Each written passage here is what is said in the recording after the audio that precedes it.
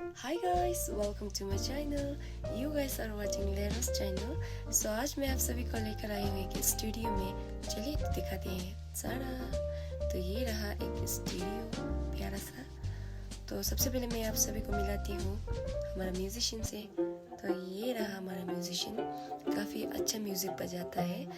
Musician के साथ साथ ये भैया ने साउंड चेक करना शुरू कर दिया.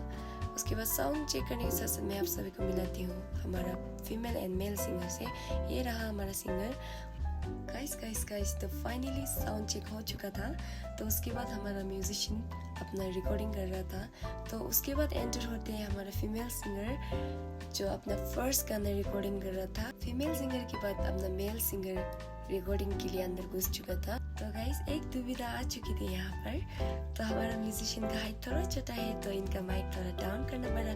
उसके बाद ये भी एक सिंगर है तो इनका टर्न आ चुका था. ये भी गा रहा था. तो गाइस स्टे ट्यून्ड. तो do like share and subscribe my channel. तो bye bye guys, love you.